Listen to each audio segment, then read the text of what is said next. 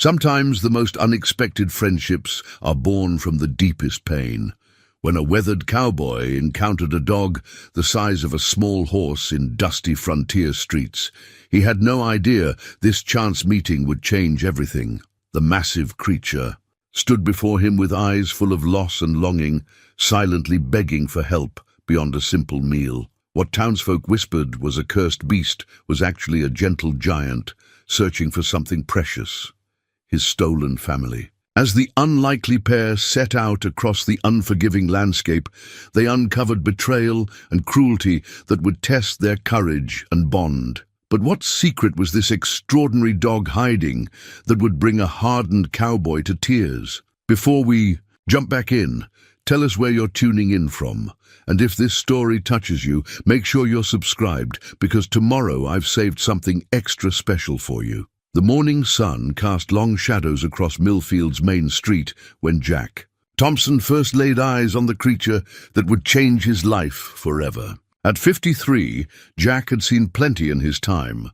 Fought alongside cavalry units against hostile tribes, weathered harsh winters alone on the range, and buried friends who met their end too early. His hands bore the calluses of decades spent, gripping reins and rifle stocks, and his weathered face told stories of sun, wind, and countless miles under open sky. But nothing in his experience had prepared him for the massive dog, standing motionless in front of Henderson's general store. The animal was enormous, easily the size of a Clydesdale pony, with shoulders that reached Jack's chest. Its coat was a rich brown and black, thick and coarse like a wolf's, but its eyes held an intelligence and gentleness that spoke of domestication. Those eyes, amber-colored and deeply expressive, followed Jack's every movement with an intensity that was both unsettling and strangely comforting.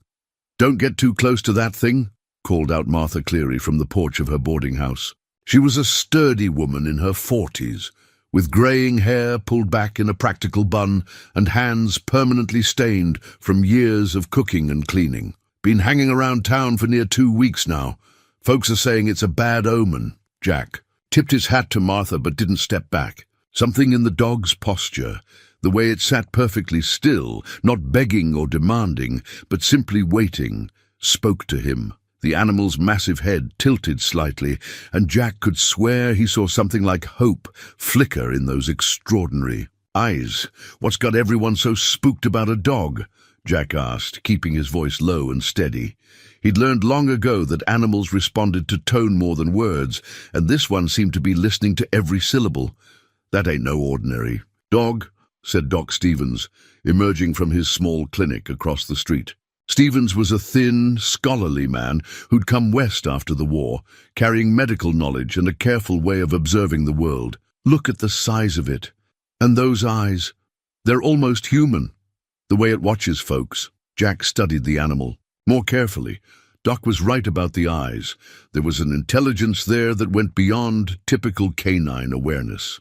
The dog wasn't just looking at him, it was studying him, measuring him somehow. "Has it caused any trouble?" Jack asked. "None at all," Martha admitted reluctantly. "Just sits there quiet as you please, but it's unnatural, a beast that size. Makes folks nervous." Jack approached slowly, his boots crunching softly on the dust-covered boards of the walkway. The dog's ears perked up, but it remained seated, watching him with that same patient intensity. When Jack was close enough to touch it, he held out his hand, palm up, allowing the animal to catch his scent. The dog's nose, black and wet, touched his palm gently. Then, in a gesture that took Jack completely by surprise, the massive head pressed against his chest with unmistakable affection. The weight of it nearly knocked him backward, but there was no aggression in the contact, only a desperate kind of gratitude. "Well, I'll be," muttered Doc Stevens. "That's the first time I've seen it interact with anyone." Jack ran his hand along the dog's neck, feeling the coarse fur and powerful muscles beneath. Around the thick neck was a worn leather collar, hand-tooled with care, but showing signs of hard use. Attached to it was a small silver locket, tarnished with age and weather. "Someone loved this animal," Jack said quietly, examining the collar. "This leatherwork is quality. done by someone who cared about the details. The locket was closed tight, and Jack resisted the urge to open it immediately. Instead, he continued his gentle examination of the remarkable creature. The dog submitted to his touch with complete trust, occasionally pressing closer as if seeking comfort. "You're far from home, aren't you, boy?" Jack murmured. The dog's tail, thick as a man's arm, gave a single tentative wag. "Jack Thompson," said a familiar voice behind him. "Should have known you'd be the one to make friends with the town's mystery." Jack turned to see Sheriff Briggs approaching, his badge catching the morning light. Briggs was a compact man with nervous eyes and hands that never seemed to rest easy. On his gun belt, he'd held the sheriff's position for 3 years, but Jack had always sensed something uncertain about him. "Morning, Sheriff," Jack replied. "Just having a look at this fellow. Fine animal." "Fine or not, it's been making people uncomfortable," Briggs said, though his tone lacked real authority. "Might be best if it moved along." The dog seemed to sense the sheriff's hostile intent and pressed closer to Jack, who found himself instinctively protective of the animal. "Has it broken any laws?" Jack asked mildly. "Well, no, but then I reckon it has as much right to be here as anyone else." Before Briggs could respond, the sound of approaching horses drew everyone's attention. 3 men rode into town at a casual pace, but Jack's military instincts immediately recognized the confident way they carried themselves. These were men accustomed to getting their way through intimidation. The lead rider was a tall, lean man with cold blue eyes and a carefully groomed mustache. His clothes were expensive but practical, and his horse was clearly well-bred and well cared for. Behind him rode 2 younger men, both armed and watchful. "That's Burke," Doc Stevens said quietly. "Foreman for the Harrison Ranch." Jack had heard of the Harrison Spread, a large operation that had been expanding rapidly over the past few years, often by buying out struggling homesteaders. The ranch hands dismounted at the hitching rail outside the saloon, but Burke remained mounted, surveying the scene with interest. His gaze fell on the massive dog, and something flickered in his expression. Not surprise, but recognition. "Interesting animal," Burke said, his voice carrying easily across the street. "Don't see many like that around here." The dog's reaction was immediate and dramatic. Its ears flattened against its head, and a low growl rumbled in its chest. The sound was deep, enough to vibrate in Jack's ribcage, and he felt the animal's muscles tense beneath his hand. "Easy, boy," Jack murmured, but he kept his own eyes on Burke. The dog's reaction told him more than any amount of conversation might have. Burke's smile was thin and cold. "Looks like it might be dangerous. Sheriff, you might want to consider putting it down before someone gets hurt." The dog's growl intensified, but it made no move to attack. Instead, it pressed even closer to Jack, as if seeking protection rather than preparing to fight. "Animal seems peaceable enough to me," Jack said, his tone carefully neutral but his meaning clear. Burke's eyes shifted to Jack, measuring him with the same calculation Jack was applying in return. "Don't believe we've met. I'm Burke, foreman for Mr. Harrison's ranch, Jack Thompson." Something in Jack's name or manner caused Burke's expression to sharpen slightly. "Thompson, used to ride cavalry, didn't you?" Jack didn't respond immediately. His military service wasn't something he discussed casually, and Burke's knowledge of it raised questions he wasn't prepared to answer. "That was a long time ago," he said finally. "Some things a man never forgets," Burke replied. "Well, gentlemen, we'd best be getting along. Sheriff, you might want to think about what I said regarding that animal. Hate to see anyone get hurt." The 3 men entered the saloon, leaving an uncomfortable silence in their wake. Jack noticed that his hand had unconsciously moved closer to his gun belt, and he forced himself to relax. "What was that about?" Martha asked, voicing what everyone was thinking. "Not sure," Jack replied, but he was beginning to form suspicions. The dog's reaction to Burke had been unmistakably hostile, and Burke's recognition of the animal suggested this wasn't their first encounter. Jack looked down at the massive head still pressed against his side. "What's your story, boy? And what is it about these people that's got you so worked up?" The dog looked up at him with those remarkable eyes, and Jack could swear he saw something like urgency in their depths. It was as if the animal was trying to communicate something important, something that went far beyond simple companionship. Jack made a decision that would alter the course of both their lives. "Come on then," he said, starting toward his horse, tied at the other end of the street. "Let's see what you're trying to tell me." The dog rose immediately, its massive frame unfolding with surprising grace. As they walked together down the dusty main street of Millfield, Jack felt the weight of watching eyes. Some belonged to curious townspeople, but others, particularly those from the direction of the saloon, felt less friendly. Behind them, the silver locket caught the morning sun, holding secrets that would soon change everything Jack thought he knew about loyalty, justice, and the bonds that tie all living things together. The dog's behavior changed the moment they left town, where, before it had been patient and still, now it moved with urgent purpose, occasionally looking back to ensure Jack was following. Its massive paws padded silently across the dusty ground, and every few steps it would pause to test the air with its extraordinary nose. Jack had saddled his horse, a reliable bay named Chester, but found himself leading the animal on foot to keep pace with his unusual companion. The dog seemed to know exactly where it was going, following an invisible trail that led north toward the foothills. "You're tracking something, aren't you?" Jack said quietly. The dog's ears flicked in his direction, but it didn't slow its determined pace. They traveled for nearly 2 hours through scrub brush and scattered pines before the dog suddenly stopped. Its entire body went rigid, nose pointed toward a cluster of cottonwoods near a small creek. A low whine escaped its throat, not of fear, but of something far deeper and more heartbreaking.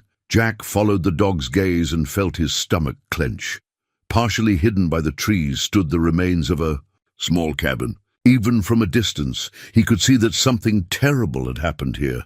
The dog moved forward slowly now, its earlier urgency replaced by something that looked remarkably like grief. Jack followed, leading Chester carefully through the undergrowth, his hand instinctively checking the position of his Colt .45. The cabin had been thoroughly destroyed. The roof had been partially caved in, windows smashed, and the door hung askew on broken hinges. But it wasn't the physical damage that made Jack's blood run cold.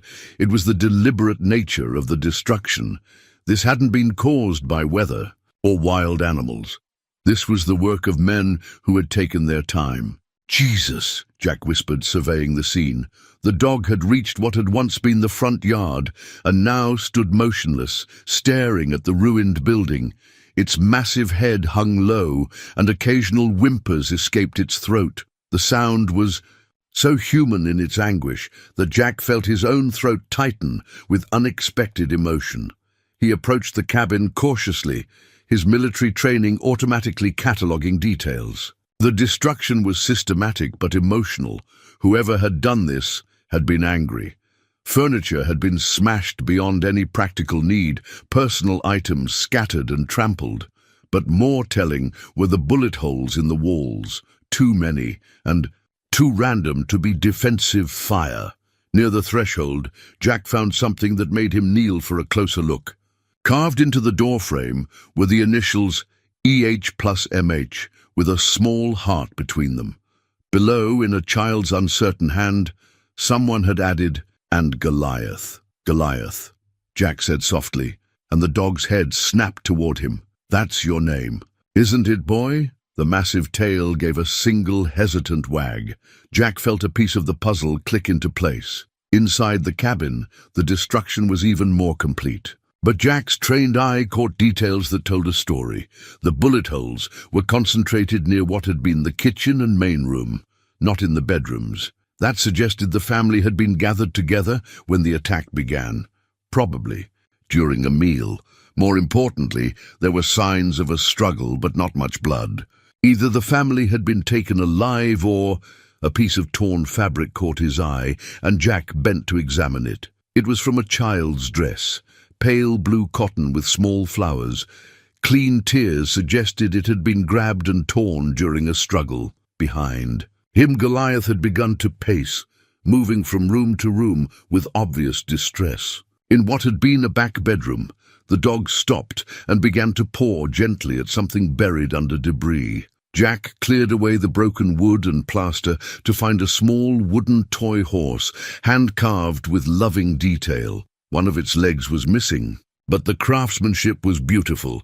This had been made by someone who cared deeply about the child who would play with it. This was their home, Jack said, understanding flooding through him. The Hendricks family. This was your family. Goliath's. Wine was answer enough? The dog moved to a spot near the fireplace and lay down, resting its massive head on its paws in a posture of absolute grief. Jack continued his examination, fighting against the growing anger in his chest. Near the back door, he found tracks. Multiple. Horses, shod and well-maintained. The riders had approached from the creekside, probably at dawn when the family would have been most vulnerable. But it was what he found near the kitchen that filled in the most disturbing pieces of the puzzle. A torn map, partially burned, showed the location of several homesteads in the area. 3 of them, including this one, had been marked with red X's. Jack studied the map fragment carefully. The remaining homesteads were scattered across the valley, but there was a pattern to their placement. Each was located on prime grazing land with access to water, exactly the kind of property a large ranch would want to acquire. This wasn't random violence, Jack said aloud. This was business. The implications hit him like a physical blow. If this was true, then other families were in danger.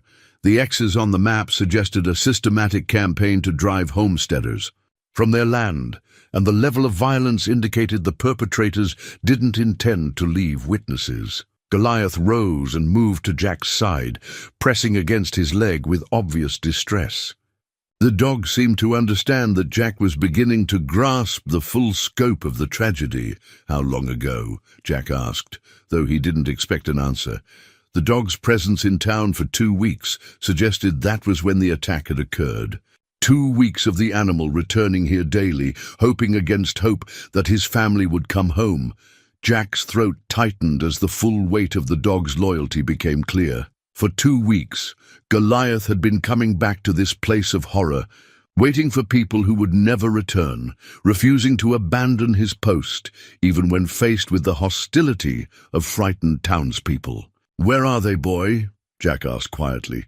"Where did they take your family?" Goliath's ears perked up at the question, and he moved toward the back of the cabin. There, near the creek, Jack found more disturbing evidence. Drag marks in the dirt, now partially obscured by 2 weeks of wind and weather, led toward the water. But the tracks didn't continue on the other side of the creek.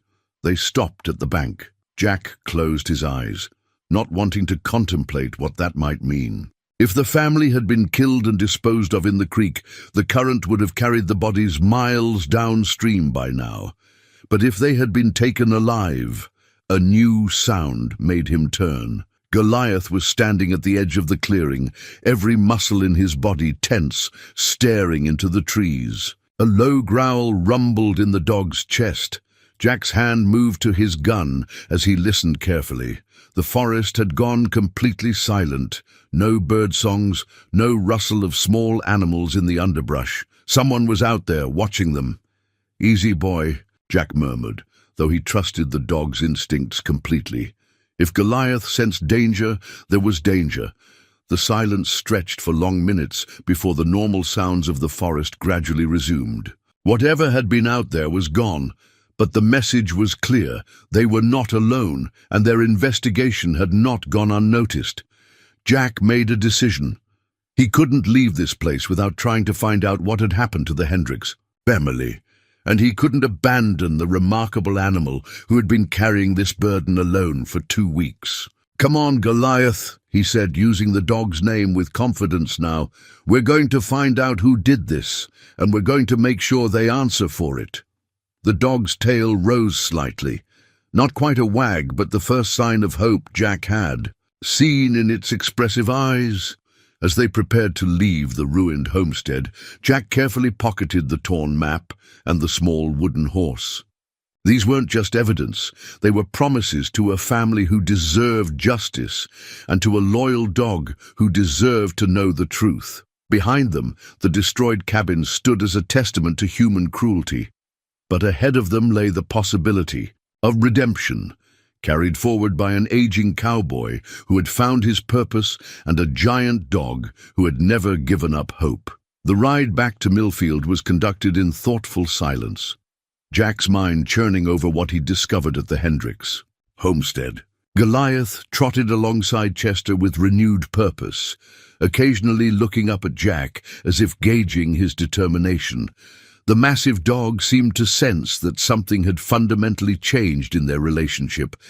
They were no longer strangers, brought together by chance, but partners bound by a shared mission. As they approached the outskirts of town, Jack made his first strategic decision. Rather than heading directly to the sheriff's office, he guided Chester toward Doc Stevens' clinic. Something in Sheriff Briggs' nervous demeanor earlier had raised questions in Jack's mind, and he wanted to gather more information before involving the law. Doc Stevens was tending to his small herb garden behind the clinic when Jack and Goliath arrived.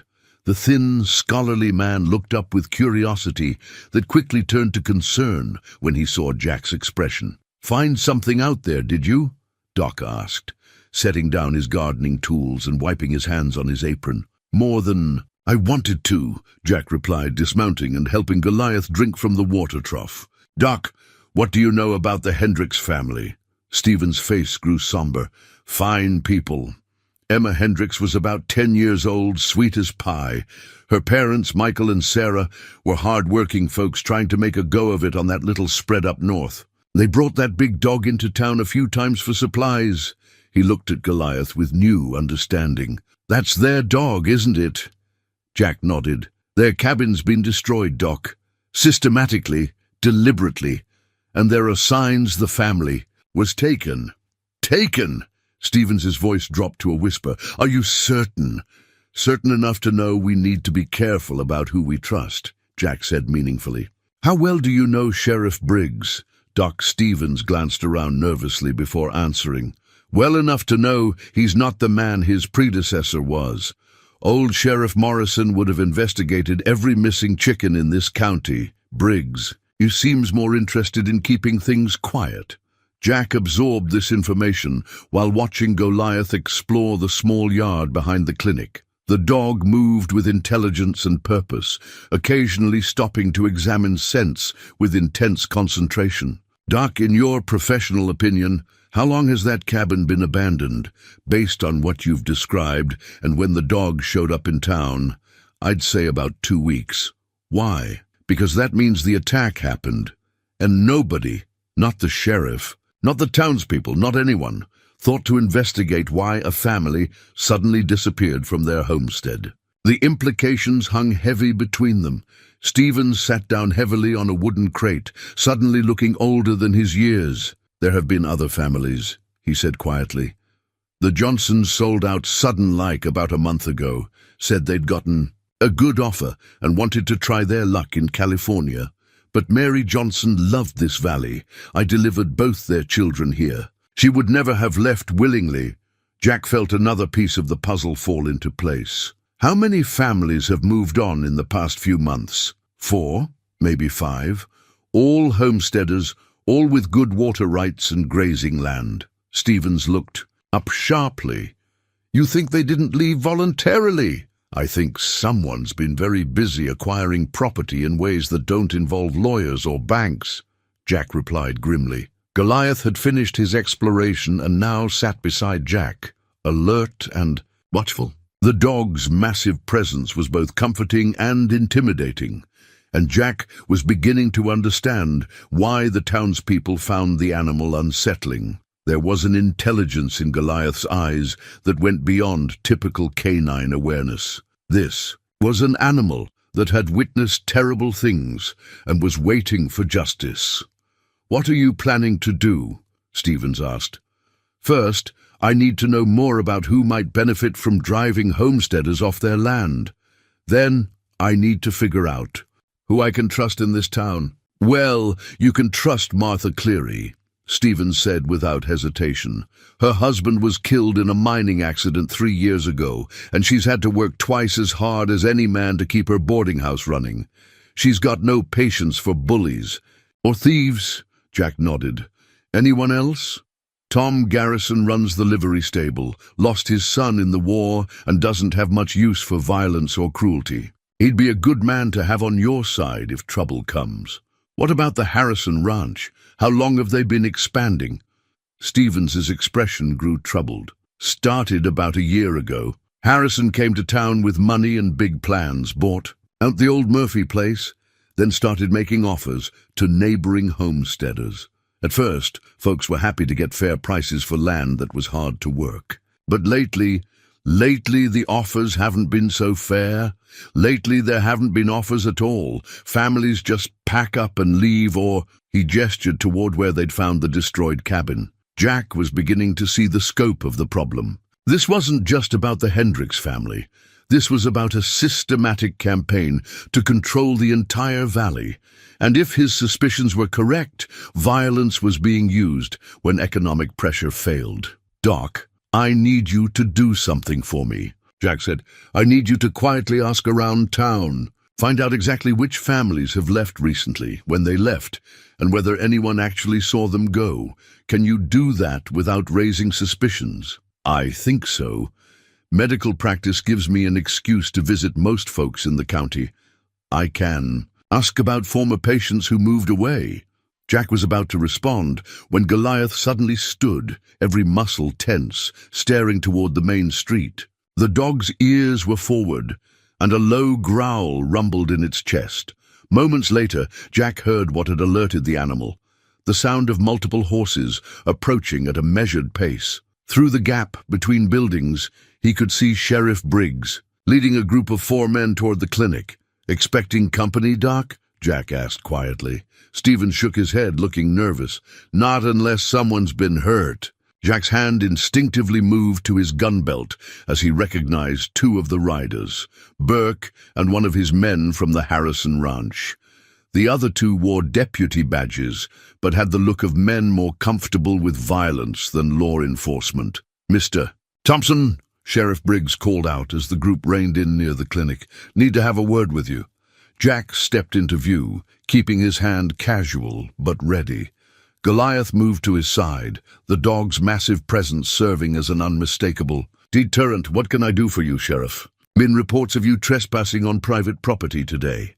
Mr. Burke here says you were seen near the old Hendricks place." Jack's eyes moved from Briggs to Burke, noting the foreman's confident smile. "Wasn't aware the Hendricks place had become a private property belonging to someone else. Deed reverted to the county when the family abandoned it," Burke said smoothly. "Mr. Harrison purchased the rights just yesterday. Makes it private property now." The speed of that transaction raised red flags in Jack's mind. Property didn't revert to the county overnight, and sales didn't happen that quickly unless someone had been planning ahead. "Funny thing," Jack said conversationally. "Place didn't look abandoned to me, looked destroyed." Burke's expression didn't change, but Jack caught a slight tension in the man's shoulders. "Vandals, probably. Happens to empty properties sometimes." Jack felt Goliath's growl vibrate through the ground at his feet. The dog's reaction to Burke was becoming more pronounced, and Jack was beginning to trust the animal's instincts completely. "Well, now that I know it's private property, I'll be sure to stay away," Jack said evenly. "Appreciate your cooperation," Briggs replied, though his eyes never quite met Jack's. "Come on, men, we've got other business to attend to." As the group rode away, Jack noticed Burke turning in his saddle for one last look. The foreman's expression was calculating, measuring, the look of a man deciding whether someone represented a threat worth eliminating. "That didn't feel like a friendly warning," Doc Stevens observed. "No," Jack agreed, watching the riders disappear around a bend in the street. "That felt like a threat." Goliath had relaxed slightly, but the dog remained alert, watching the direction. The men had gone. Jack scratched behind the animal's ears, thinking hard about what he'd just learned. If Harrison had purchased the Hendricks property immediately after the family's disappearance, It meant someone had been planning this in advance. And if Burke had known about Jack's visit to the cabin, it meant they were being watched. The game had become more dangerous, but Jack felt his old military instincts sharpening in response to the challenge. He had a mission now, and a partner, who had been waiting weeks for someone to care about justice. "Doc," he said quietly, "I think you'd better ask those questions sooner rather than later. And be careful who you ask." That evening, Jack found himself sitting on the porch of Martha Cleary's boarding house, Goliath stretched out beside his chair like a massive, furry sentinel. The dog's presence had caused quite a stir among Martha's other guests, but she had surprised everyone by welcoming the animal with practical kindness. "Never seen a dog that size," she had said, bringing out a bowl of leftover stew for Goliath, "but he's got gentle eyes. Animals don't lie about their nature the way people do." Now, as the sun set behind the western mountains, Jack found himself confiding in Martha about what he'd discovered at the Hendricks homestead.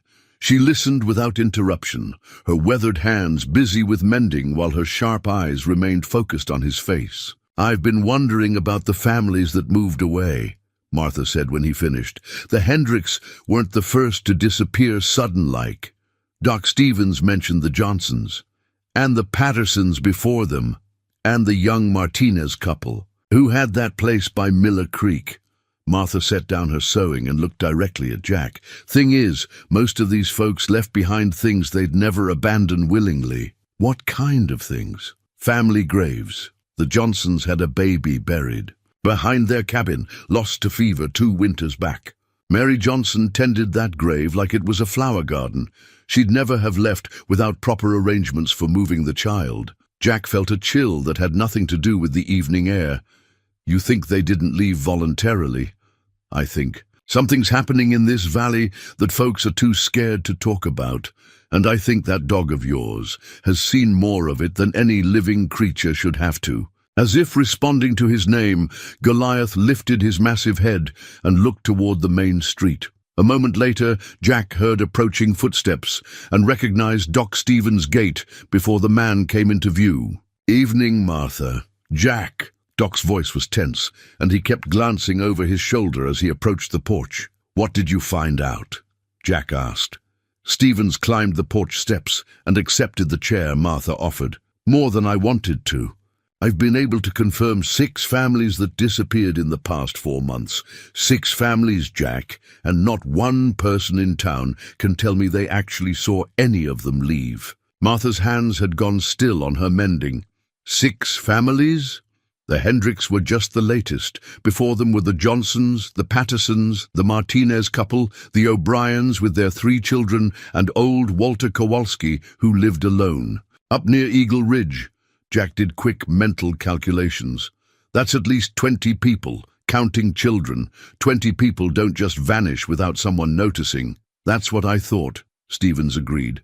"So I started asking more specific questions. Tom Garrison at the livery stable told me something interesting. Every time one of these families supposedly left town, Burke, or one of his men, would come by the next day asking about horses or wagons that might have been sold or abandoned, like they were cleaning up loose ends," Jack observed. "Exactly. And here's the thing that really troubles me. None of these families sold their livestock before leaving. You know as well as I do that no homesteader abandons valuable cattle or horses. They'd sell them for traveling money." Goliath had risen and was now standing at the edge of the porch, staring into the darkness beyond the street lamps. The dog's posture radiated alertness, and Jack had learned to trust the animal's senses completely. "We're being watched," Jack said quietly. Martha and Doc Stevens froze, following Jack's gaze toward the massive dog. Goliath's ears were forward, and a barely audible growl rumbled in his chest. "Inside," Jack said calmly. "Natural-like, as if we're just going in for coffee." They moved casually into Martha's parlor, where Jack positioned himself near a window, with a clear view of the street. Goliath had followed them inside and now lay near the door, every muscle coiled for action. "What do we do?" Stevens whispered. "We act like people having a normal evening conversation," Jack replied, but his hand rested on his gun butt. "Martha, you mentioned that you keep a shotgun behind the front desk, loaded and ready," she confirmed. "Been too many strange sounds at night lately for my comfort." Jack peered carefully through the lace curtains and spotted movement in the shadows across the street. At least 2 men, possibly more, were positioned where they could observe the boarding house without being easily seen. "They're not trying to hide very well," Jack observed. "Either they're not very good at this, or they want us to know we're being watched." "Intimidation," Martha said, with surprising steel in her voice. "Same thing they did to Mary Johnson before her family disappeared. Started watching the house, following her when she came to town for supplies."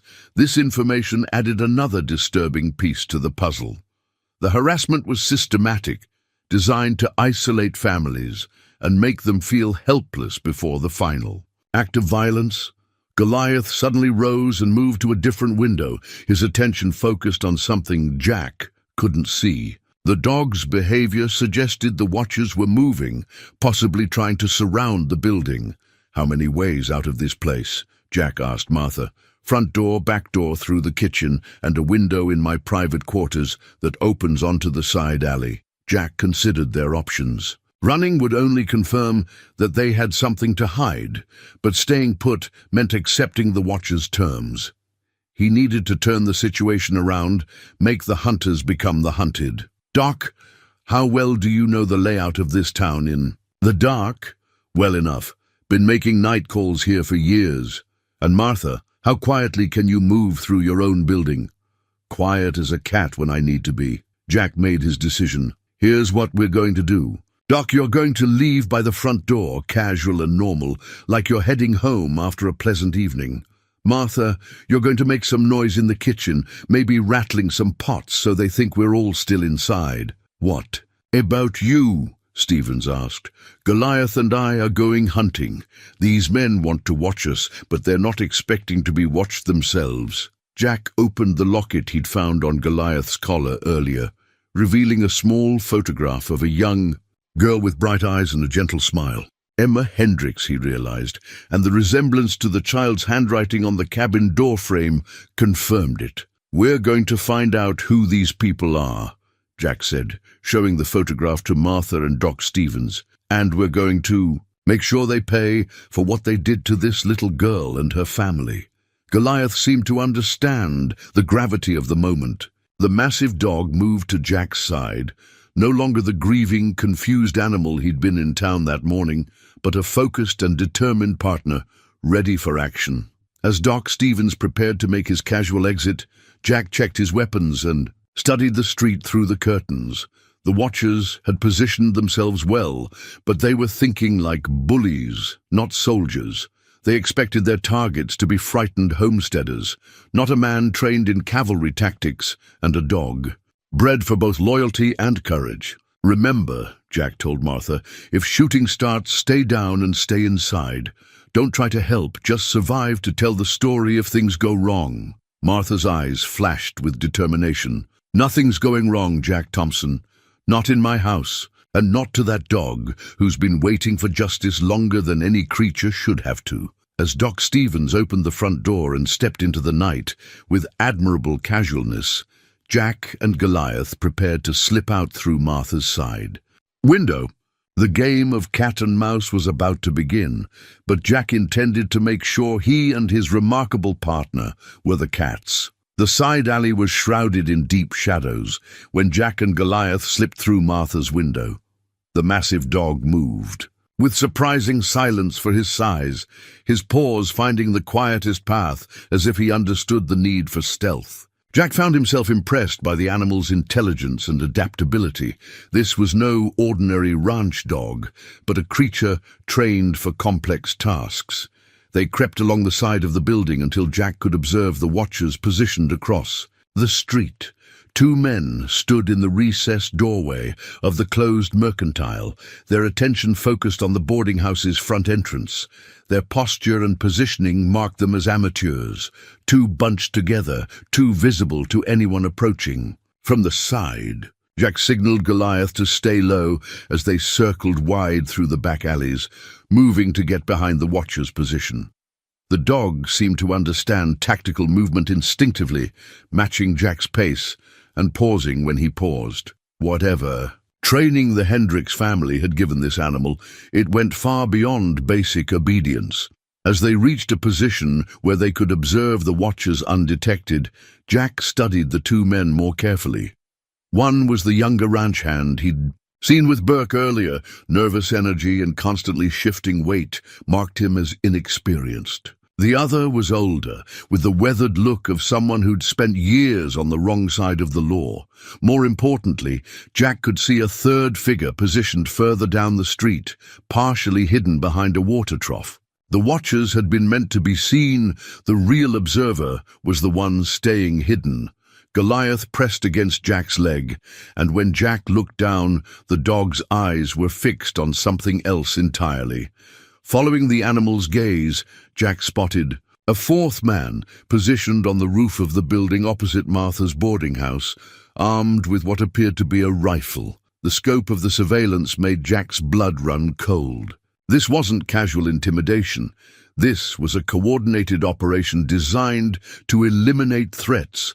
If they had decided Jack knew too much, Martha and Doc Stevens would be considered collateral damage. Jack made a tactical decision that would have seemed impossible to him just hours earlier.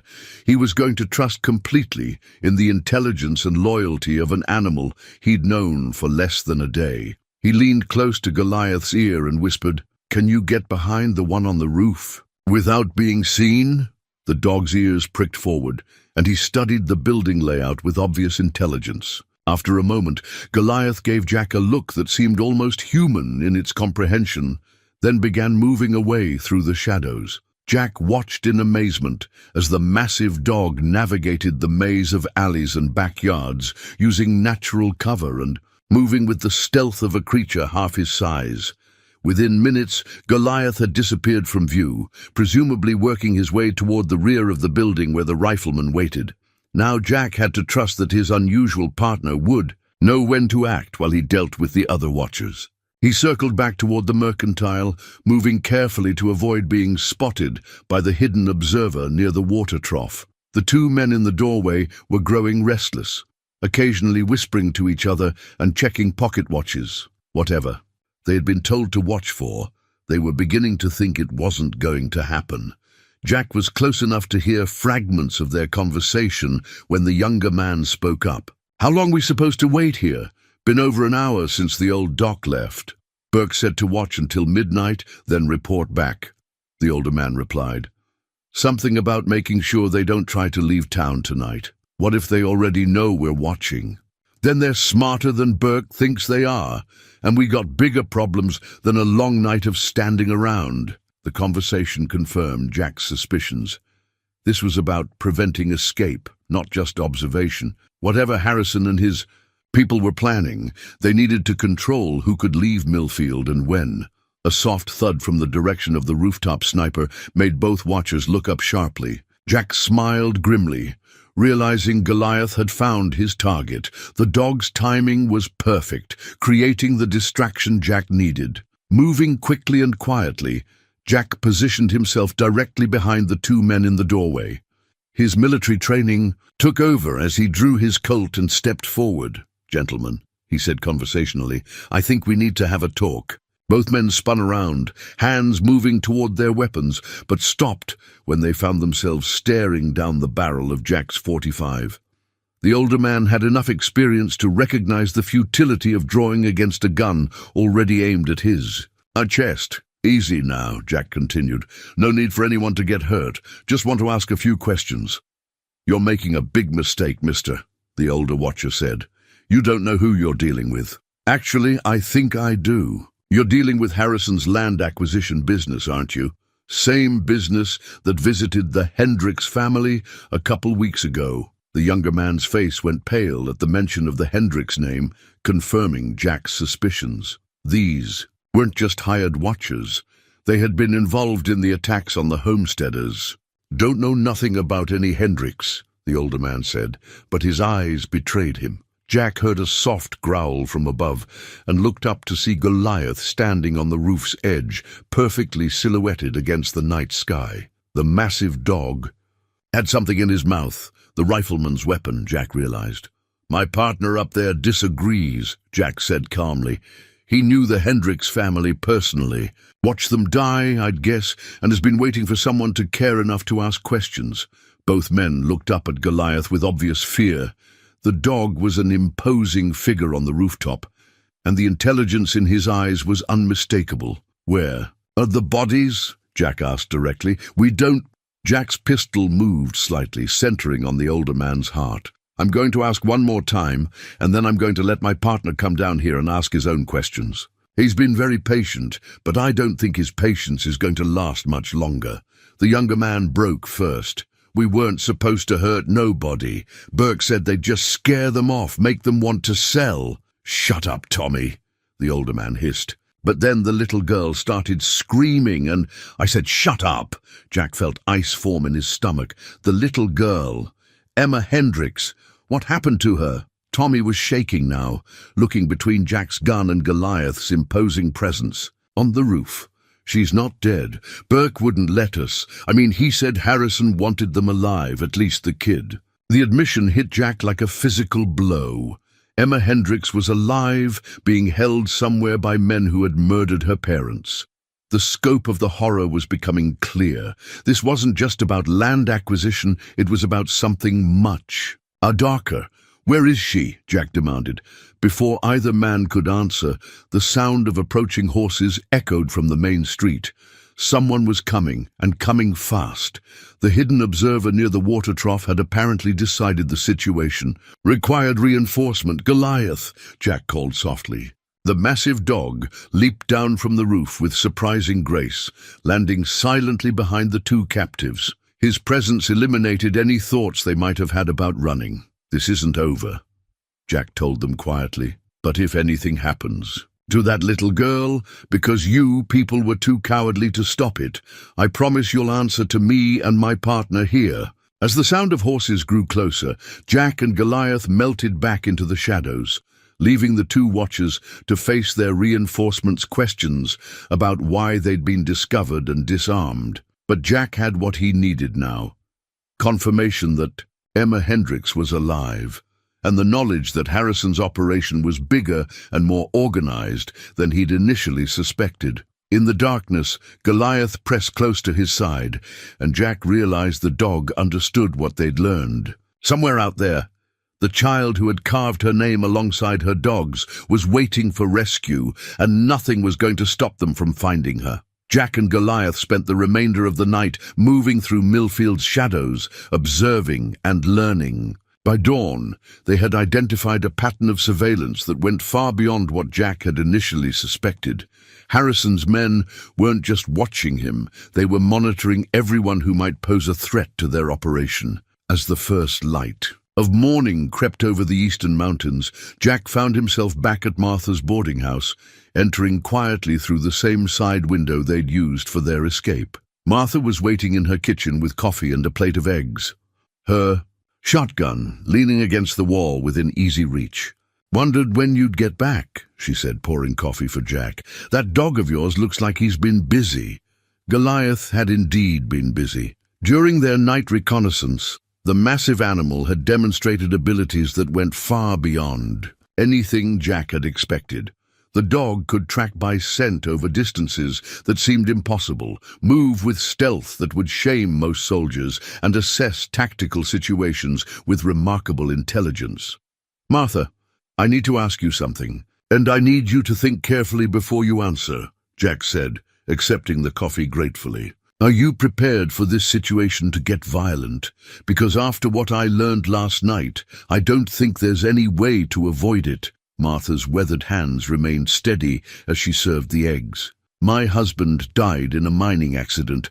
That wasn't an accident. The mine owners cut safety corners to increase profits, and 15 good men paid the price. I've been preparing for violence ever since." Her matter-of-fact tone told Jack everything he needed to know about Martha Cleary's character. This was a woman who understood that sometimes violence was the only answer to greater violence. "Emma Hendricks is alive," Jack said quietly. Martha's hands went still. "You're certain?" "As certain as I can be," one of Harrison's men confirmed. It before he realized what he was saying. Jack scratched behind Goliath's ears, feeling the dog's body relax under his touch. "The question is where they're keeping her, and how long she has before they decide she's too dangerous to keep alive. A 10-year-old child is dangerous to them. A 10-year-old witness to mass murder is very dangerous to them," Jack corrected, "especially if she can identify the men who killed her parents." Goliath had moved to the kitchen window and was staring out at the street with focused attention. His behavior had become a reliable early warning system, and Jack had learned to trust the dog's instincts completely. "Someone's coming," Jack said, moving to where he could see without being seen. Doc Stevens was approaching the boarding house at a hurried pace, frequently looking over his shoulder. His normally controlled demeanor was clearly strained, and Jack noticed the man's medical bag was absent, unusual for someone making morning rounds. Martha let the doctor in through the front door, and Jack could see the relief in Stevens's face when he spotted Jack and Goliath in the kitchen. "Thank God you're all right," Stevens said, accepting a cup of coffee with shaking hands. "There's been another incident. The Kowalski place. Someone burned it down last night." Jack felt his blood run cold. Walter Kowalski had been one of the 6 families Doc had identified as recently disappeared. Was anyone inside? No, but that's not the worst of it. "Tom Garrison from the livery stable came to get me early this morning. Said he found something. I needed to see." Stevens pulled a small object from his pocket and placed it on Martha's kitchen table. It was a child's wooden toy horse, hand-carved with loving detail, but missing one leg, identical to the one Jack had found at the Hendricks cabin. "Tom found this in the ashes," Stevens continued, "along with this." The second item was a blood-stained handkerchief, small and delicate, embroidered with tiny flowers. Jack recognized the pattern immediately. It matched the fabric he'd found torn at the Hendricks place. Goliath approached the table and sniffed the handkerchief carefully. The massive dog's entire body went rigid, and a low whine escaped his throat. The sound was heartbreaking in its recognition and grief. "He knows that scent," Jack said quietly.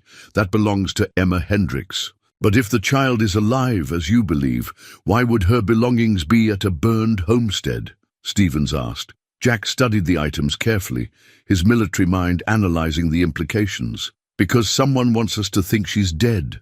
They're creating false evidence, trying to convince anyone who might investigate that all the missing families are beyond help." Martha leaned forward, studying the handkerchief with a practical eye. "This blood isn't fresh. It's been on this fabric for days, maybe weeks." "You're right," Stevens agreed, examining the stain more closely. "And it's not enough blood to indicate a fatal injury. This could be from a cut, a scrape, even a nosebleed." Jack felt a surge of hope mixed with renewed determination. They're trying to discourage investigation by making it look hopeless. But if they really wanted us to believe Emma was dead, they'd have produced a body, which means she's still alive, Martha concluded, and still useful to them somehow, Jack added grimly. Goliath had taken the wooden horse in his mouth with extraordinary gentleness, holding it as carefully as if it were made of glass. The dog's behavior suggested deep emotional attachment to the object, confirming its connection to the Hendricks family. "There's something else," Stevens said reluctantly. "Tom Garrison told me he's been approached by men asking questions about anyone showing unusual interest in the missing families. They specifically mentioned you, Jack, and offered money for information about your movements." "How much money?" Martha asked sharply. "Enough to make a struggling stable owner think twice about his loyalties." Jack absorbed this information while watching Goliath carefully position the toy horse near his massive paws. The dog's protective instincts had extended beyond people to include objects that held emotional significance. "We need to assume our movements are being reported," Jack said, "which means we need to change our approach." "And what do you have in mind?" Stevens asked. Jack looked at Goliath, who seemed to sense the importance of the moment, and returned his gaze steadily. We stop reacting to their moves and start making some moves of our own. It's time to take this fight to them. Martha leaned back in her chair, her expression thoughtful. You have a plan. The beginning of one, but it's going to require trust, courage, and probably some luck. Jack scratched Goliath behind the ears, feeling the dog lean into his touch. Mostly, it's going to require us to stop acting like victims and start acting like hunters. The kitchen fell silent except for the sound of Goliath's steady breathing and the distant noise of Millfield waking up to another day. But the quiet was deceptive. Jack could feel the tension building towards something that would determine the fate of Emma Hendricks and expose the truth about what had happened to the missing families. "What do you need us to do?" Stevens asked finally. Jack smiled grimly, feeling his old cavalry instincts fully engaged for the first time in years. "First, we're going to make them think they've won. Then, when they're overconfident and careless, we're going to show them what it means to underestimate a soldier and his partner." Goliath's tail moved in what might have been agreement, and Jack realized that somewhere during their brief partnership, the massive dog had become more than just an ally. He had become family.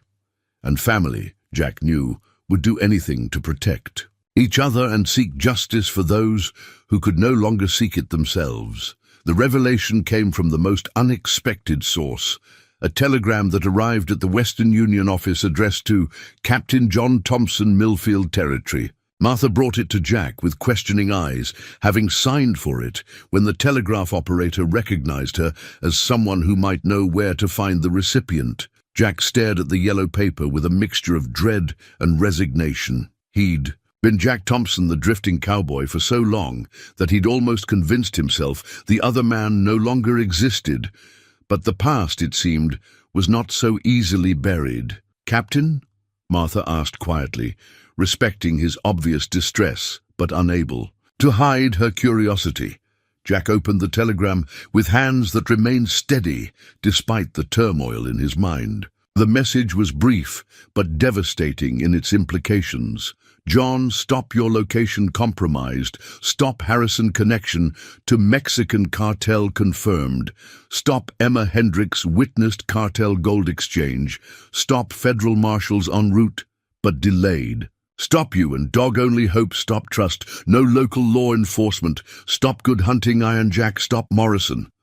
The signature hit him like a physical blow. Morrison had been his commanding officer during the worst campaign of his military career, the mission that had ended with Jack's unofficial discharge and self-imposed exile to the frontier. "Jack," Martha's voice seemed to come from very far. "Away." He looked up to find Martha, Doc Stevens, and even Goliath watching him with concern. The massive dog had moved closer, pressing against Jack's leg, with the intuitive understanding that something fundamental had changed. "My name," Jack said slowly, "is Captain John Thompson. I served with the 7th Cavalry under Colonel Morrison. My men called me Iron Jack." The silence that followed was broken only by Goliath's soft whine, as if the dog could sense the weight of memories Jack was carrying. "The 7th Cavalry," Stevens said quietly. "You were at Little Bighorn after. We were part of the cleanup operations, the missions that never made it into the official reports." Jack's voice carried the weight of years spent trying to forget. Missions that involved tracking down war parties, recovering stolen weapons, dealing with situations where the regular army couldn't be officially involved. Martha sat down heavily, her practical mind working through the implications. "You're not just some drifting cowboy. For the past 3 years, that's exactly what I've been. But before that," Jack looked down at the telegram again, focusing on the details that changed everything. "Before that, I was a specialist in unconventional warfare, tracking and operations behind enemy lines." The mention of the Mexican cartel connection made sense of several things that had been puzzling Jack. The level of organization, the systematic approach to eliminating witnesses, the careful planning, this wasn't the work of local criminals, but of professionals with experience in violence and intimidation. Cartel Gold Exchange, Stevens read over Jack's shoulder. What does that mean? It means Harrison isn't just stealing land for cattle ranching. He's providing a safe corridor for Mexican cartels to move gold and silver north, probably looted. From mines they control across the border. The homesteaders weren't just in the way of expansion. They were potential witnesses to criminal activity worth hundreds of thousands of dollars. Goliath had moved to the window and was staring out at the street with intense focus. Jack had learned to read the dog's body language, and this level of alertness meant immediate danger. We need to move, now. Jack's military training had reasserted itself completely. If Morrison sent that telegram, it means someone in the federal system knows where I am. And if they know, Harrison's people will know soon enough. Move where? Martha asked, but she was already reaching for her shotgun. Away from populated areas where innocent people can get hurt. Jack checked his weapons with practiced efficiency. And toward wherever they're keeping Emma Hendricks. Stevens looked confused. But how do we find her if we don't know where she is? Jack looked down at Goliath, who had turned away from the window and was watching him with those remarkably intelligent eyes. We don't have to find her. He's going to take us to her. As if responding to his name, Goliath moved to the door and waited, his entire posture radiating purpose and determination. You think the dog knows where she is? Martha asked. I think he's known all along, but he needed someone he could trust to help him get there. Jack gathered the few supplies they'd managed to accumulate. Think about it. He's been in town for 2 weeks, but he keeps disappearing during the day. Where has he been going? The logic was compelling. Goliath had been conducting his own surveillance, his own search, waiting for the right person to help him complete his mission. There's something else, Jack said, studying the telegram again. Morrison mentioned federal marshals being delayed. That's not accident. That's sabotage. Someone with connections high enough to interfere with federal law enforcement is involved in this operation. How high? Stevens asked. High enough to know that Captain John Thompson was in this area. High enough to compromise federal communications. High enough to ensure that when the inevitable investigation happens, all the witnesses will be dead. The sound of multiple horses approaching at speed made Goliath growl low in his throat. Jack moved to the window and counted at least 8 riders, all armed, all moving with the purposeful coordination of a military unit. Harrison's bringing his full force, Jack observed, which means either they've decided to eliminate all potential witnesses, or he stopped, a chilling realization hitting him, or what? Martha demanded. Or Emma Hendricks has served her purpose, and they're preparing to eliminate her too. They wouldn't bring this much firepower unless they were planning to end this permanently. Goliath's behavior had become increasingly agitated, and Jack realized the dog understood the urgency better than any of them. Time was running out for the little girl who had carved her name alongside her dog's on a cabin doorframe. The back way, Jack said, making rapid tactical decisions. Martha, you have family. You can stay with outside of town, my sister in Denver. Go. Doc, can you get word to any federal authorities you trust? I'll try, but if the marshals have been delayed, just do what you can. Jack moved toward the back door, Goliath already waiting beside it. And both of you, if anyone asks, you never saw Captain John Thompson. You only knew a drifter named Jack who disappeared when the trouble started. Martha grabbed his arm. You're going after her alone, against 8 armed men. Jack looked down at Goliath, who met his gaze with absolute confidence and loyalty. Not alone. And not against ordinary criminals, against people who made the mistake of underestimating what happens when you hurt a soldier's family. As they prepared to slip out the back way, Jack reflected on how completely his life had changed in less than 48 hours. He'd come to Millfield as a man running from his past, trying to forget the violence and responsibility of military service. Now he was heading toward the most dangerous mission of his career, partnered with a dog whose courage and intelligence rivaled that of any soldier he'd ever served with. The sound of boots on the boarding house's front porch indicated their pursuers had arrived. But by then, Captain John Iron Jack Thompson and his four-legged partner were already disappearing into the maze of alleys and back streets, following a trail only Goliath could detect toward a confrontation that would determine whether justice or greed would prevail in the valley. Behind them, Martha and Doc Stevens prepared to face Harrison's men with the kind of courage that had built the frontier, while ahead of them, a 10-year-old girl waited for rescue, not knowing that help was finally coming in the form of a legendary cavalry officer and the most loyal dog who ever lived. Goliath led them through terrain that would have challenged even experienced trackers, but the massive dog navigated the landscape with the confidence of someone following a familiar path. They climbed through dense pine forests, crossed rocky streams, and traversed narrow mountain passes that seemed to lead nowhere. But Jack had learned to trust his partner's instincts completely, and the dog's determination never wavered. 3 hours into their journey, they reached a ridge that provided a clear view of the valley below. Jack pulled out his field glasses, one of the few items he'd retained from his military service, and studied the landscape methodically. What he saw confirmed his worst fears about the scope of Harrison's operation. Below them lay a hidden compound, built into a natural bowl in the mountains. Several buildings, constructed with military precision, were arranged around a central courtyard, with clear fields of fire in all directions.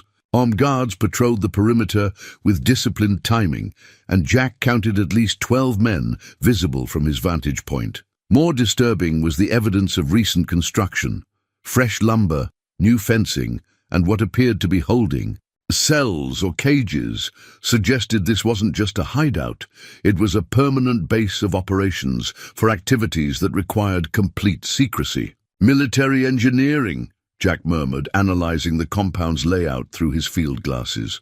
Whoever designed this knew what they were doing. Goliath had settled beside him, perfectly still but alert. The dog's gaze was fixed on one building, in particular, a smaller structure set slightly apart from the others, with bars on its windows and a single guard posted outside. "That's where she is, isn't it?" Jack asked quietly. The dog's ears perked forward, and he made a soft sound deep in his throat, not quite a whine, but an expression of urgent concern. Jack studied the building more carefully. It was positioned where it could be easily defended, but also easily watched. If Emma Hendricks was indeed being held there, getting to her would require crossing an open courtyard under observation from multiple guard positions. But Jack's military mind was already working on solutions. The compound's strength, its commanding view of all approaches, was also its weakness. The guards were focused on external threats, not internal movement, and the systematic patrol patterns, while professional, were predictable. As he watched, a familiar figure emerged from the main building. Even at this distance, Jack recognized Burke's distinctive silhouette and confident manner. The foreman was clearly in command of the operation, directing the guards and checking defensive positions with the eye of someone expecting trouble. "They know we're coming," Jack told Goliath, "but they don't know when or how." Jack spent the next hour observing and timing patrol routes, noting guard changes, and identifying potential entry and exit points. The compound was well designed, but it had been built to keep people out, not necessarily to keep people in. That distinction would be crucial to his planning. The sound of approaching horses made both Jack and Goliath freeze. Through the trees below their position, Jack could see a group of riders approaching the compound.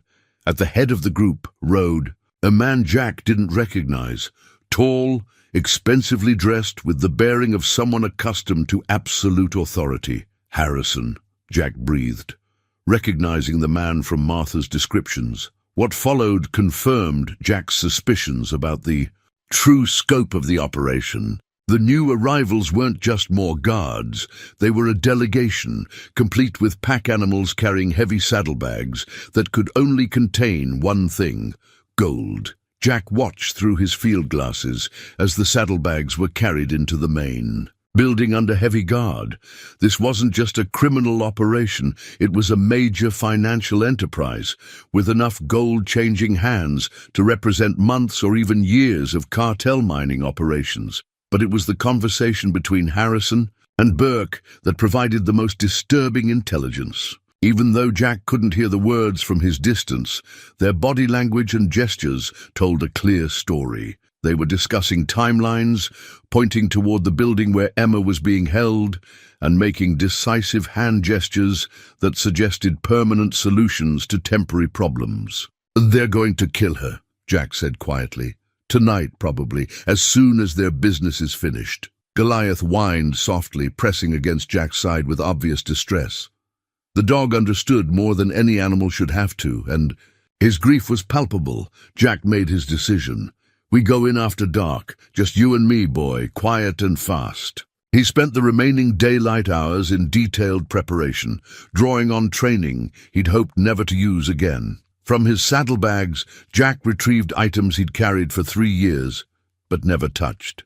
His Army-issue Winchester rifle, carefully maintained and zeroed, a military field knife with a razor-sharp edge, and most importantly, a small leather pouch containing the tools of silent warfare. As he prepared his weapons, Jack found himself talking to Goliath in a way he'd never talked. To another living creature, sharing his plans, his concerns, his determination to succeed despite overwhelming odds. "I'm going to tell you something, boy," Jack said, as he loaded his rifle with practiced precision. 3 years ago, I was ordered to lead a mission against a Sioux war party that had taken hostages. Everything went wrong. Bad intelligence, worse timing, and orders that came from men who'd never seen combat. Goliath listened with the attention he gave to everything Jack said, his remarkable eyes fixed on the man's face. "I lost good men that day, and the hostages died because I followed orders instead of my instincts. I swore I'd never let that happen again." Jack checked the action on his rifle, the familiar weight bringing back memories of countless campaigns. "That's why I left the cavalry, why I became just another drifter trying to forget." The confession felt like lifting a weight he'd carried too long. Goliath seemed to understand the significance of the moment, moving closer and resting his massive head against Jack's shoulder. "But tonight is different. Tonight I'm not following anyone's orders but my own conscience, and I'm not going to let another innocent person die because I was too careful or too afraid." As darkness fell over the valley, Jack made his final preparations. He'd changed from his civilian clothes into darker garments better suited for night operations. His weapons were clean, loaded, and positioned for quick access. Most importantly, he'd studied every detail of the compound until he could navigate it in complete darkness. The plan was necessarily simple: infiltrate the compound, reach Emma's holding cell, neutralize any immediate threats, and escape with the child before the alarm could be raised. The success of the mission would depend on speed, stealth, and the element of surprise. But Jack knew that even the best plans rarely survived contact with the enemy. That's where Goliath would be invaluable. The dog's senses, intelligence, and protective instincts would provide capabilities no human partner could match. "Ready, boy?" Jack asked, as he shouldered his rifle and checked his equipment one final time. Goliath rose immediately, his entire body radiating focus and determination. The massive dog had been waiting for this moment since the attack on his family, and nothing was going to prevent him from reaching the child he'd sworn to protect. As they began their descent toward the compound, Jack reflected on the strange turn his life had taken. Less than 3 days ago, he'd been a man with no purpose beyond avoiding his past. Now he was preparing to risk everything for a child he'd never met, partnered with a dog whose loyalty and courage humbled him. The transformation reminded him why he'd joined the cavalry in the first place, not for glory or adventure, but to protect people who couldn't protect themselves. Tonight, he would either redeem the failures of his past or die trying. Below them, the compound's lights created a pattern of illumination and shadow that Jack had memorized completely. Guards moved along their predictable routes, unaware that their routine was about to be shattered by a legendary cavalry officer and the most determined dog who ever lived. The mission to save Emma Hendricks was about to begin, and Captain John, Iron Jack Thompson, intended to succeed or die in the attempt. Behind them lay a lifetime of regret and self-doubt. Ahead lay the chance to prove that some things, justice, loyalty, and the protection of innocence, were worth any sacrifice. As they moved through the darkness toward their destiny, Goliath stayed close to Jack's side, the perfect partner for what promised to be the most important mission of both their lives. The compound's perimeter was exactly as Jack had observed from the ridge, professionally organized but predictably patterned. He and Goliath waited in the shadows beyond the fence line until the patrol passed, then moved with synchronized precision through a gap in the defensive perimeter that Jack's trained eye had identified hours earlier. Goliath proved to be an invaluable partner in the infiltration. The massive dog moved with surprising stealth, his paws finding silent purchase on ground that would have betrayed a human's approach. More importantly, his extraordinary senses provided early warning of guards and obstacles that Jack's eyes couldn't detect in the darkness. They reached the first building without incident, pressing themselves against the rough wooden walls, while Jack oriented himself according to his mental map of the compound. The building where Emma was being held lay across 50 yards of open ground, past 2 guard positions and within sight of the main lodge where Harrison and his associates were conducting their business. Through the lodge windows, Jack could see the shadows of men gathered around a large table. The meeting was still in progress, which meant they had time, but not much. Once Harrison's business was concluded, Jack was certain the order would be given to eliminate the last witness too. Their crimes! A soft sound from Goliath drew Jack's attention to their immediate surroundings. The dog had detected something Jack's human senses had missed, the approach of a guard making an unscheduled patrol. They pressed deeper into the shadows as a figure moved past their position, close enough that Jack could see the man's weathered face and nervous manner. When the guard had passed, Jack signaled Goliath to follow, and they began their careful advance toward Emma's prison. The first guard position was occupied by a single man who was clearly fighting boredom, occasionally walking in small circles and frequently checking a pocket watch. Jack's military experience told him this was a guard who had become complacent. Through routine, Jack drew his field knife, its blade catching no light in the darkness. He'd hoped to complete the mission without killing anyone, but the lives of innocents took precedence over the lives of those who threatened them. The guard's casual attitude about his duties suggested he was no innocent in this operation. But before Jack could move, Goliath acted with decisive intelligence. The massive dog circled wide around Jack's position and approached the guard from behind, moving with impossible silence for his size. When the guard turned at the last moment, sensing something wrong, Goliath's massive weight knocked him unconscious before he could cry out. Jack reached the downed guard quickly, checking for serious injury while binding the man's hands with rope from his own pack. The guard was alive, but would remain unconscious long enough for their mission to be completed. "Good boy," Jack whispered, genuinely impressed by Goliath's tactical thinking. The second guard position proved more challenging. 2 men were stationed near the building where Emma was held, and they were more alert than their colleague had been. They stood facing different directions, ensuring complete coverage of approaches to the building, and their conversation suggested they were expecting trouble. "Burke says to shoot anyone who comes near this building tonight," one guard was saying. "No warnings, no questions." "What about the kid?" the second guard asked. "Burke's orders are to handle that problem permanent, once Harrison gives the word." The casual discussion of murder filled Jack with cold anger, but he forced himself to remain tactical in his thinking.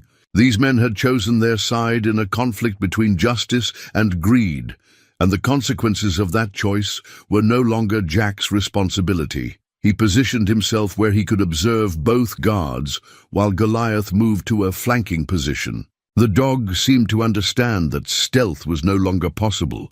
This would require swift, coordinated action. Jack drew his Colt .45, its familiar weight steadying his nerves. He'd hoped to avoid gunfire, but the guard's positioning made silent elimination impossible. Once he started shooting, the entire compound would be alerted to his presence. Through the barred window of the building, Jack caught a glimpse of movement. A small figure, unmistakably a child, was visible in the lamplight. Emma Hendricks was alive, but she was clearly frightened and probably injured. The sight of the child strengthened Jack's resolve. Whatever the cost to himself, Emma Hendricks would not die in this place. Jack checked his weapons one final time and caught Goliath's attention with a subtle hand signal.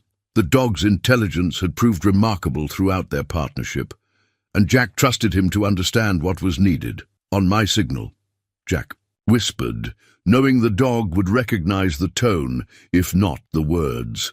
As the guards continued their casual discussion of murder, Jack prepared for the moment that would either save an innocent child or cost them all their lives. The compound's false security was about to be shattered by a cavalry officer who had finally found his purpose, and a dog whose loyalty had never wavered. The final phase of their mission was beginning, and there would be no retreat until Emma Hendricks was safe or they were all dead. Jack's first shot took the nearer guard center mass, dropping him instantly. His second shot, fired before the first man had hit the ground, sent the second guard spinning into the building's wall. Both men were down before either could raise an alarm, but the sound of gunfire echoed across the compound like thunder. "Now!" Jack shouted, abandoning stealth for speed. Goliath burst from the shadows like a force of nature, his massive form covering the distance to the building in seconds. The dog reached the door just as Jack arrived, both of them working with the coordination of partners who had trained together for years rather than days. The door was secured with a heavy wooden bar, but Jack's adrenaline-fueled strength made short work of it. As the door swung open, he saw Emma Hendricks huddled in the far corner of a small cell, her eyes wide with terror but alive. Definitely alive. "Emma," Jack said gently, holstering his gun and approaching slowly. "My name is Jack. This is Goliath. We're here to take you home." The child's reaction to Goliath's name was immediate and dramatic. She scrambled forward, tears streaming down her face as she threw her arms around the massive dog's neck. "Goliath, I knew you'd come back for me." Her voice was hoarse from crying, but the joy in it was unmistakable. The reunion between the child and her dog was heartbreaking in its intensity. Goliath whined softly, pressing against Emma with gentle care, his massive head nuzzling her face as if reassuring himself that she was real and unharmed. But their emotional reunion was cut short by the sound of running feet and shouted commands echoing across the compound. Harrison's men were responding to the gunfire with military efficiency. "We have to go, Emma," Jack said urgently. "Can you walk?" "They hurt my ankle," she said, trying to stand and wincing with pain. "But I can try." Jack scooped the child into his arms without hesitation, feeling her slight weight against his chest. She couldn't weigh more than 70 pounds, but she represented everything he'd been fighting for. Innocence that deserved protection, justice that demanded action. "Hold on tight," he told her. "Goliath and I are going to get you out of here." They emerged from the building into chaos. Men were running in all directions, some heading toward their position, while others took defensive positions around the compound. Gunfire erupted from multiple directions as Harrison's forces tried to determine the source and scope of the attack. Jack's military training took over completely. He identified cover positions, calculated fields of fire, and planned movement routes while carrying Emma and coordinating with Goliath. The dog had become his advanced scout, ranging ahead to identify threats and obstacles. The first group of pursuers rounded the corner of a nearby building. Just as Jack reached a defensive position behind a water trough, he set Emma down gently, behind cover, and drew his Winchester, the rifle feeling natural in his hands after years of civilian life.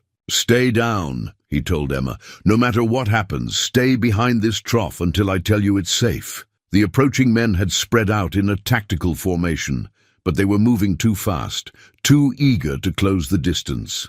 Jack's first shot dropped the leader, and his rapid follow-up shots forced the others to seek cover, disrupting their advance. Goliath had positioned himself between Emma and the most likely avenue of attack, his massive body serving as both shield and weapon. When two of Harrison's men tried to flank their position, the dog's attack was swift and decisive, his size and natural weapons overwhelming their attempt at coordination. But the respite was temporary. More men were converging on their position, and Jack could see muzzle flashes from the main lodge, suggesting that Harrison himself had joined the fight. They were outnumbered at least 3-1, with limited ammunition and no clear escape route. That's when Jack heard the sound that changed everything. The thunder of approaching horses, coming fast from the direction of town. Through the gunfire, and shouting, he could make out Martha's voice calling his name, followed by Doc Stevens and what sounded like a much larger group. The townspeople of Millfield had come to fight. Martha Cleary led the charge, her shotgun booming as she drove Harrison's men back from their advanced positions. Behind her came Tom Garrison from the livery stable, Doc Stevens with an old cavalry carbine, and at least a dozen other citizens who had decided that justice mattered more than safety. The tide of battle turned in moments. Harrison's professional criminals found themselves facing determined civilians who knew the terrain and had nothing left to lose. The compound that had seemed impregnable became a trap as the townspeople used their local knowledge to outflank and surround the remaining defenders. Burke made one last desperate attempt to reach Emma, possibly hoping to use her as a hostage, but he never reached their position. Goliath intercepted him with the fury of a creature protecting his family, and the foreman's screams ended abruptly in the darkness. When the gunfire finally stopped, Harrison himself lay dead beside the main lodge, brought down by Martha Cleary's shotgun when he tried to escape with the cartel gold. The compound that had represented systematic evil in the valley had become the scene of its final defeat. Jack found himself holding Emma Hendricks while Goliath pressed against them both, the three of them surrounded by the people of Millfield who had risked everything to ensure justice prevailed. In the flickering light of the compound's torches, he could see tears of relief and triumph on faces that had known too much fear for too long. The nightmare was over, and the valley was free. 3 weeks later, Jack Thompson sat on the porch of his new home, a small cabin on the outskirts of Millfield that the town council had insisted he accept as payment for his services. The morning sun cast familiar shadows across the valley, but everything else had changed in ways both subtle and profound.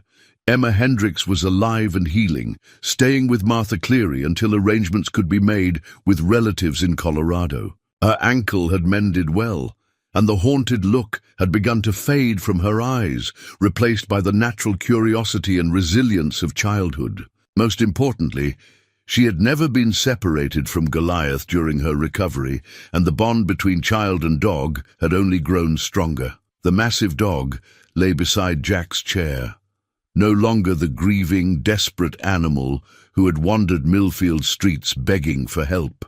Goliath had found his purpose and his peace, but he had also found something unexpected, a new family that included the gruff cavalry officer who had become his partner in justice. "You've been thinking again," Martha said, climbing the porch. The steps with a pitcher of lemonade and the satisfied expression of someone whose faith in human nature had been vindicated. "I can always tell when you get that distant look." Jack accepted the glass gratefully, enjoying the simple pleasure of cold lemonade on a warm morning. Thinking about how much can change in such a short time. For the better, I'd say. Jack nodded, watching Emma and Doc Stevens approaching from the direction of town. The child moved with the easy confidence of someone who knew she was safe and loved, while Goliath's tail began wagging at the sight of her, a sound that had become as familiar as birdsong in their daily routine. "Uncle Jack," Emma called out, using the title she'd bestowed on him despite his protests. "Doc says the federal marshals want to talk to you again." Jack sighed. The official investigation into Harrison's operation had been thorough and complicated, involving multiple jurisdictions and revealing connections to criminal enterprises across 3 territories. His own role had been carefully documented, with particular attention paid to his military background and the circumstances that had brought him to Millfield. "What do they want this time?" Jack asked Stevens as the doctor reached the porch. "Good news, actually. The territorial governor has issued a formal commendation for your actions. More importantly, Colonel Morrison has recommended you for reinstatement with full rank if you're interested." Jack considered this while scratching behind Goliath's ears. The offer represented everything he'd thought he wanted during his years of self-imposed exile. Redemption, recognition, return to the life he'd known and understood.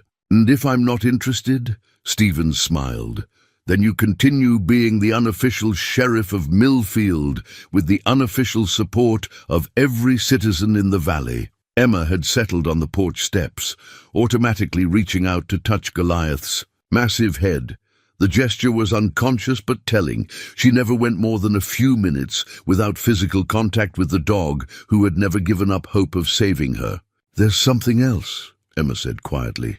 "I've been thinking about what to do with Mama and Papa's land." Jack's attention focused completely on the child. The Hendricks property had been restored to Emma through the courts, but she was too young to work it herself and too traumatized to live there alone. "I want to donate it," Emma continued, "for a school. Mama always said education was the most important thing, and there are children in the valley who have to travel too far to get proper schooling." The proposal was both generous and practical, typical of a child who had been raised by people who valued community over personal gain. But Jack suspected there was more to her decision. "You don't want to keep any of it for yourself?" Emma shook her head. "Too many sad memories. But I want to keep one thing, the doorframe where I carved our names. I want to put it in the new schoolhouse so other children will know about Mama and Papa and Goliath. The simple memorial would serve a purpose beyond remembrance. It would stand as testament to the bonds of loyalty and love that had ultimately triumphed over greed and cruelty." As afternoon approached, Jack found himself walking with Goliath along the creek that bordered his new property. The massive dog moved with contentment now, no longer driven by desperate purpose, but simply enjoying the companionship and the familiar rhythms of peaceful life. They paused at a spot where the creek formed a quiet pool, perfect for reflection. Jack pulled out the worn leather journal he'd been keeping since the day he first encountered Goliath in town. The entries chronicled their partnership, their mission, and the transformation they'd both undergone. "I've been thinking about writing a letter to Morrison," Jack said to his companion, "turning down that reinstatement offer." Goliath's ears perked up, as if the dog understood the significance of the decision. "Figure I've found my purpose right here. The valley needs someone to keep an eye on things, make sure nothing like Harrison's operation ever gets started again." Jack closed the journal and looked at Goliath directly. "Of course, I'd need a good partner for that kind of work."